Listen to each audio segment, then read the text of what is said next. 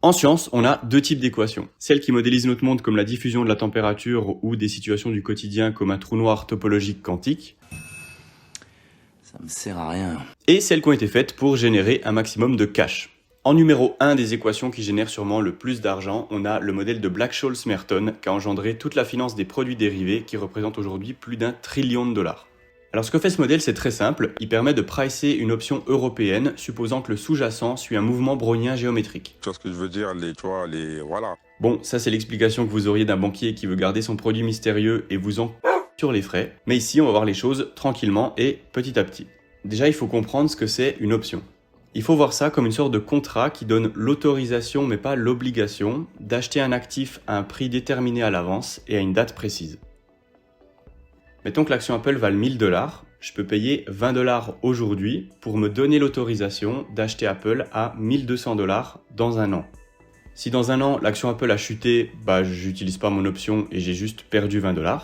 Par contre, si Apple est monté à 1300 $, alors là je peux toujours acheter du Apple à 1200 $, le revendre à 1300 sur le marché et je fais 100 $ de bénéfice.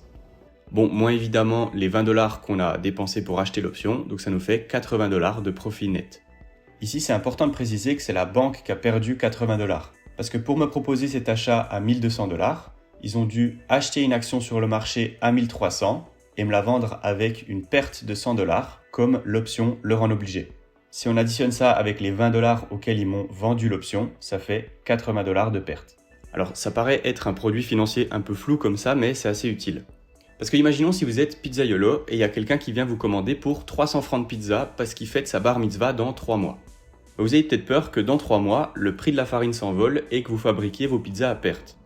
Pour vous protéger, vous pouvez acheter une option. Donc payez aujourd'hui à l'avance un certain montant qui vous garantit que dans 3 mois, vous pouvez acheter de la farine à un certain prix. Comme ça, même si le prix de la farine explose, vous avez ce prix fixé en avance où vous pouvez acheter de la farine dans 3 mois.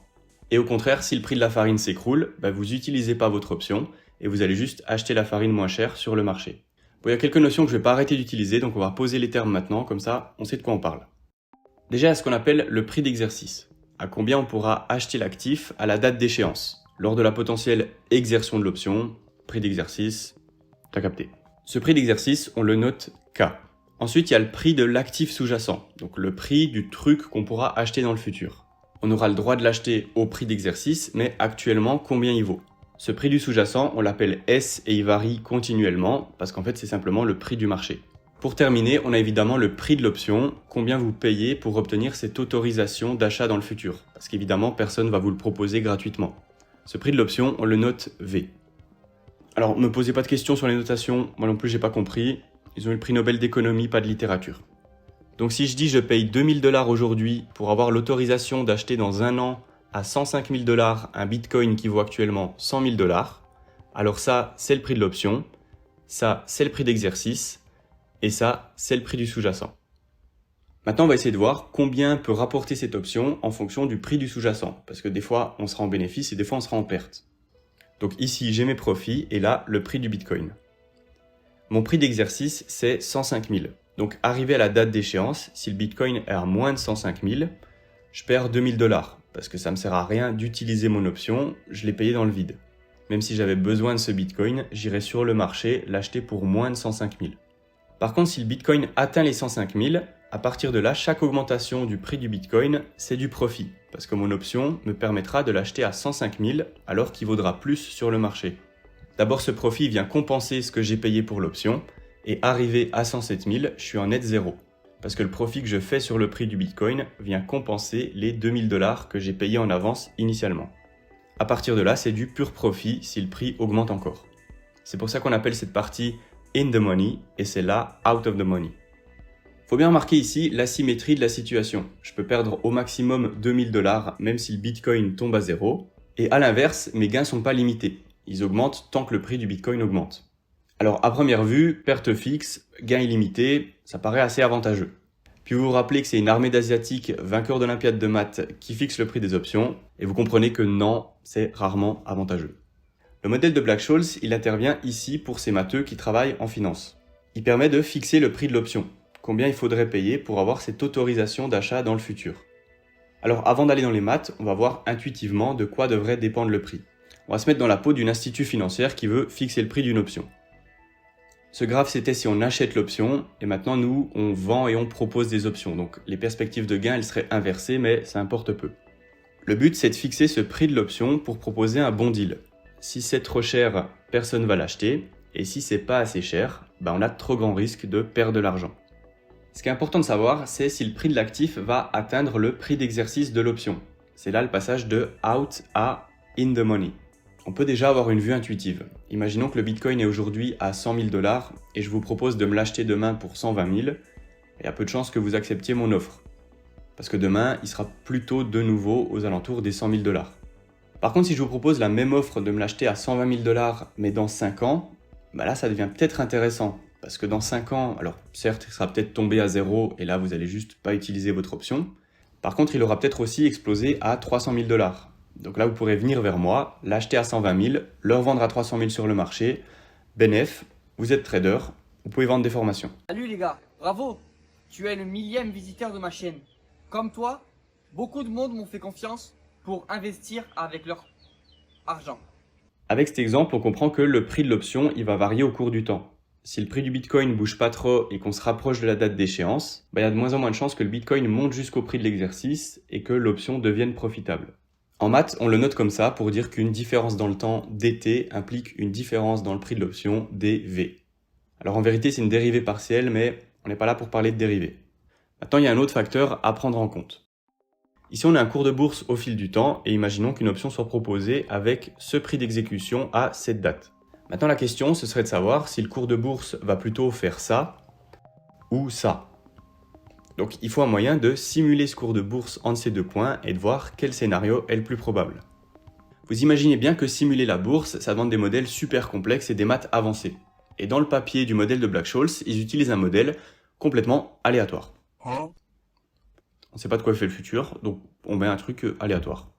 Alors ça paraît un peu simpliste, mais en fait c'est ce qui modélise le mieux les données historiques. Pour construire ce cours aléatoire, la première idée ce serait de se dire qu'il y a une chance sur deux de faire plus 1 $ ou moins 1 $. Parfois on monte, parfois on descend, donc en moyenne on reste au même niveau. C'est un bon début, mais évidemment les variations elles sont pas fixes à plus ou moins 1. Donc on va se dire qu'il y a une grande probabilité de ne pas bouger, juste faire 0 de variation. Et plus le mouvement est extrême dans les positifs ou dans les négatifs, et plus la probabilité est petite. On retrouve notre bonne vieille loi normale, toujours un plaisir pour ceux qui se sont fait en stats à l'univ. Donc pour simuler le cours de bourse, on se sert de ça. On prend un nombre aléatoire en accord avec ses probabilités en bas, et on applique cette variation. Ensuite, on reprend une valeur aléatoire, et on l'applique. On continue ça sur plusieurs itérations, et ça nous donne une trajectoire possible de notre cours de bourse. On peut évidemment en simuler plein d'autres de la même manière, et ce qui nous intéresse, c'est quel est le prix final à notre date d'échéance. Donc il suffit de compter les résultats de notre simulation, et on obtient ce genre d'histogramme. On voit qu'on a une tendance qui se forme dans notre histogramme, et c'est à nouveau une distribution normale. Encore. Alors avec ce modèle, on a encore un petit problème, c'est que pour le coton qui est à 66 centimes, une variation de 1 $, c'est immense, et pour l'or qui est à 3000 $, c'est rien du tout. C'est pour ça qu'on va plutôt réfléchir en termes de pourcentage. Alors, ça paraît rien comme changement, mais ça ajoute un petit détail. Parce que si on est à 100 $ et on fait plus 1%, on est à 101 $. Ensuite, on refait plus 1% et ça nous donne 102,01 $. C'est un peu plus qu'un simple plus 2% parce qu'on cumule les gains passés. Si au contraire, on avait fait moins 1%, on est à 99 $, puis moins 1% à nouveau, on est à 98,01 $. Cette fois, c'est l'inverse, on perd un peu moins qu'un pur moins 2%. Et cette situation, elle va mener à une asymétrie dans la distribution de notre prix futur. Parce que si on va dans le positif, ça se cumule, et si on va dans le négatif, c'est l'effet inverse. Pour vérifier ça, c'est facile, juste on refait notre simulation. Donc l'idée c'est la même, mais cette fois, on va appliquer les variations en pourcentage.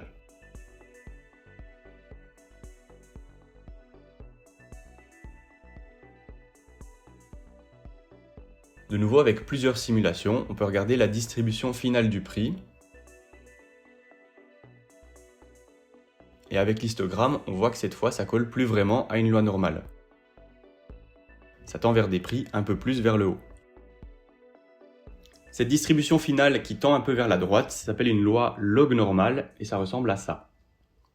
Bon, sur notre modèle, on peut encore ajuster quelques paramètres, comme par exemple les chances de faire une forte variation. Parce que sur le Bitcoin, un plus 5%, ce serait assez commun, alors que sur l'or, ça l'est un petit peu moins. Et cette tendance à varier fortement ou pas, c'est ce qu'on appelle la volatilité. On peut voir son effet avec deux graphes. En haut, on a la distribution des variations qu'on applique chaque jour, donc c'est ce qu'on avait en dessous de notre cours de bourse avant. Et en bas, la distribution du prix final de l'actif après 100 jours, donc c'est l'équivalent de notre histogramme avant. Si on augmente petit à petit la volatilité, on voit que la répartition du prix au bout de 100 jours est de plus en plus large, parce qu'on augmente tout simplement les probabilités de grosses variations. Et c'est cette volatilité qui est responsable de l'incertitude des marchés. Et ça paraît assez logique que ça doit être pris en compte pour donner un prix à une option. Parce que si mon actif a tendance à faire des immenses variations, il y a plus de chances que j'atteigne mon prix d'exercice. Ici, c'est une simulation avec une petite volatilité, et là avec une grande volatilité. Donc on doit prendre en compte la volatilité qu'on note sigma pour donner un prix à notre option. Et cette volatilité, ça s'arrête pas là. Parce que si je reprends mon graphe des potentiels profits de mon option, la variation du prix du sous-jacent, donc cette volatilité, ça revient à se balader sur l'axe X comme ça, aléatoirement. Imaginons qu'on soit loin out of the money ici. Alors mon actif, il peut varier comme il veut. Il y a tellement peu de chances qu'il remonte tout à droite jusqu'au prix d'exercice. La volatilité, elle n'aura pas un fort impact. Par contre, plus je me rapproche de mon prix d'exercice, plus la variation de mon sous-jacent va impacter le prix de mon option. Parce que ces petites oscillations liées à la volatilité, elles peuvent rendre l'option profitable en passant in the money. Si vous avez une option qui permet d'acheter un Dracofeu Shiny à 100 000 $, si le prix est à 50 000 $ et il passe à 52 000, ça change pas grand chose à votre vie, parce que vous êtes encore loin de faire du profit en pouvant l'acheter à 100 000 $. Par contre, si tout d'un coup il est à 99 000 $ sur le marché, alors là vous aurez les yeux figés sur les variations, parce que vous passez bientôt de out à in the money.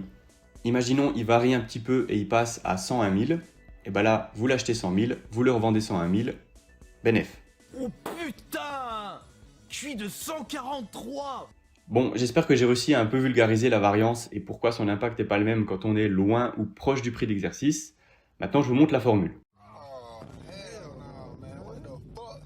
Oui, je sais. Non, en vrai, on a tout ce qu'il faut pour comprendre. Ça, c'est l'impact de la variance sur le prix. Et ça nous dit si on est proche du prix d'exercice ou pas. Donc en quelque sorte, en multipliant les deux, on pondère l'effet de la variance par le fait d'être proche ou éloigné du prix d'exercice. Et le 1,5, vous n'avez pas envie de savoir d'où ça vient. On va s'éviter les calculs stochastiques, j'ai rien compris. Alors je vous rassure, ici on a fait le plus gros du travail, le reste c'est assez facile, on doit juste rajouter 2 petits détails de financier. J'avais plus de batterie dans ma caméra, je pue le seum, on est reparti pour expliquer une deuxième fois la suite de la vidéo. Donc avec ces deux termes dans l'équation, on arrive à proposer un bon deal à 50-50. En moyenne, ni l'acheteur ni le vendeur va gagner de l'argent. Sauf que nous, en tant qu'institut financier, on ne veut pas espérer ne pas perdre d'argent, on veut s'assurer qu'on va rien perdre. Il faudrait qu'on puisse proposer ces options à nos clients sans prendre aucun risque quand on les vend. Et la manière de faire ça, elle est assez intuitive. Donc imaginons qu'on a vendu une option à un investisseur. Si le sous-jacent commence à dépasser le prix d'exercice, on devra malgré tout l'acheter et le revendre à 105 000 comme l'option qu'on a vendue nous l'oblige. Et c'est dans ce cas-là qu'on perd de l'argent. Donc au lieu d'attendre bêtement que l'actif monte et prendre le risque de perdre de l'argent, quand on va commencer à se rapprocher de ce prix d'exercice, on va acheter petit à petit le sous-jacent. Comme ça, si on dépasse le prix d'exercice et la personne qui a acheté l'option vient demander son actif au prix sur lequel on s'était mis d'accord, alors on l'aura déjà acheté en avance et on pourra lui donner sans faire aucune perte. Donc on achète en avance pour ne pas risquer de perte si le prix explose. Le truc c'est que je ne veux pas directement acheter le sous-jacent quand je vends l'option. Parce que oui, au moins il est dans ma poche et si le prix explose, je l'ai et je peux le vendre sans faire de perte. Par contre si le prix s'écroule, je suis perdant. Parce que l'option va jamais être utilisée et moi j'aurais acheté un Bitcoin qui a perdu en valeur. L'autre solution, ce serait d'acheter pile quand le prix d'exercice est atteint. Quand le Bitcoin atteint 105 000, alors j'en achète un. Comme ça, même s'il continue d'augmenter, le jour où l'option est exercée, je l'ai déjà et je peux le vendre. Je l'ai acheté 105 000, je le revends 105 000, je suis content. Alors oui, mais non. Parce qu'on est à Wall Street et ici, tout a un prix. Tout s'achète et se vend. Donc si je vous ai vendu une option d'achat d'un Bitcoin pour, mettons, 1000 $, au fur et à mesure que le Bitcoin s'approche du prix d'exercice, elle va prendre en valeur. Parce qu'elle a de plus en plus de chances de devenir profitable. Ici, moi, je vous ai vendu un produit qui prend petit à petit de la valeur. Donc indirectement, je suis en train de perdre de l'argent. C'est un gain que je ne fais pas parce que j'ai vendu l'option, En soi, j'aurais mieux fait de la garder dans mon portefeuille. Pour contrebalancer cet effet, au fur et à mesure que l'option prend en valeur, donc que la valeur du sous-jacent monte, il faut que j'achète petit à petit du Bitcoin, et pas seulement lorsque le prix d'exercice est atteint. Comme ça, si l'option prend en valeur, ça veut dire que le Bitcoin monte, et pour moi, c'est le Bitcoin que j'ai en poche qui prendra en valeur, pour compenser ce gain que je suis pas en train de faire grâce à mon option. Et c'est là le cœur de Black-Scholes. Ça vous dit combien de Bitcoin il faut acheter pour parfaitement couvrir ces pertes que vous faites sur l'option. Si on achète trop de Bitcoin, on sera perdant si ça commence à baisser. Et si on n'achète pas assez, on sera perdant par rapport à l'option qui va prendre en valeur. Donc en fonction du prix du Bitcoin, il faudra constamment que j'ajuste ma position. S'il monte, j'en achète un peu. S'il descend, j'en revends. De sorte à toujours parfaitement couvrir les gains que je fais pas parce que j'ai vendu mon option. Pour ce qui est de la formule, on va noter la quantité du sous-jacent que je possède, delta. Et donc je possède delta fois le prix du sous-jacent. Maintenant, on peut faire le point sur la valeur de mon portefeuille. On a ces deux premiers termes qui sont la valeur de l'option. Alors oui, dans mes petites animations, quand je vends une option, elle est plus de mon côté, mais je suis toujours impliqué dans le contrat. Je dois prendre en compte ce que je vais gagner ou perdre dessus.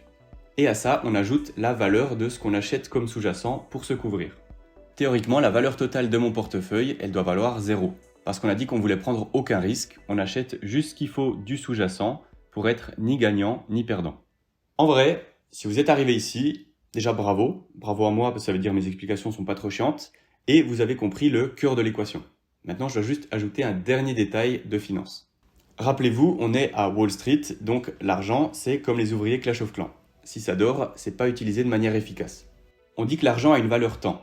Et pour quantifier ça, on dit que si on a 100 $, on pourrait le placer sur un rendement sans risque, donc des obligations ou un compte épargne, qui nous rapporterait un rendement R. Donc au lieu de rapporter 0, mon portefeuille il devrait présenter un rendement sans risque. L'équivalent de si j'avais vendu mon option et tout placé à un rendement R. Donc simplement R fois V. Et pareil quand j'investis dans le sous-jacent pour me protéger. Donc ce terme ici dans l'équation. Théoriquement, c'est de l'argent que j'immobilise, donc que j'ai pas pu placer sans risque. Donc je dois aussi prendre ça en compte, et le sous-jacent devrait me rapporter un rendement R. Maintenant, je vous passe les maths, mais il s'avère que delta vaut ceci. Et on obtient l'équation finale du modèle de Black-Scholes. On comprend maintenant deux prix Nobel si vous avez aussi vu cette vidéo. Alors ici, on l'a sous forme d'équation différentielle. À gauche, on a les différentes forces qui vont agir sur la valeur de notre portefeuille. Et à droite, on a une sorte de contrainte qui fait que ces différentes forces doivent avoir un effet total qui serait un rendement sans risque pour notre portefeuille. Maintenant, il faudrait résoudre cette équation différentielle et se servir des résultats, mais la vidéo est déjà assez longue comme ça. Si vous avez rien compris à la vidéo, je vous conseille celle de Science Étonnante et Veritasium qui sont des bonnes introductions au sujet. Et sinon, merci d'avoir regardé. Ciao!